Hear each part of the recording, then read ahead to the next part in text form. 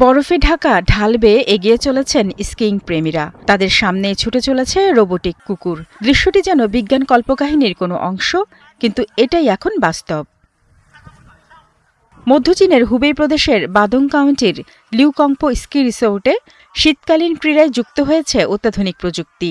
Skiing করতে করতে robotic কুকুরের সহায়তায় গ্লাইডিং পর্যটকদের জন্য তৈরি করেছে এক ভিন্নধর্মী অভিজ্ঞতা। রোবোটিক কুকুরের স্থিরতা, গতি আর ভারসাম্য বরফের ওপর চলাচলকে করেছে আরও সহজ ও রোমাঞ্চকর। বিশেষ করে নতুন স্কিয়ারদের জন্য এটি বাড়তি আকর্ষণ হয়ে উঠেছে। বর্তমানে লিউকংপো স্কি রিসোর্টে গড়ে তোলা হয়েছে প্রায় 1,50,000 বর্গমিটারের শীতকালীন ক্রীড়াবেস।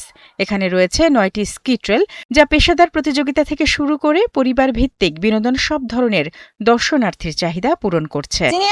এই প্রথম আমি রোবোটিক কুকুরের সাথে স্কি করলাম। দক্ষিণ চীনের স্কি রিসোর্টে আগে কখনো এমনটা দেখিনি। এটি যখন আমাকে টেনে নিয়ে যাচ্ছিল, তখন বিষয়টি আমার কাছে বেশ সহজই মনে হয়েছে।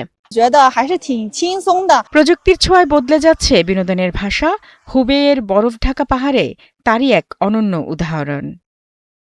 শারমিন স্বপ্না, ৭১।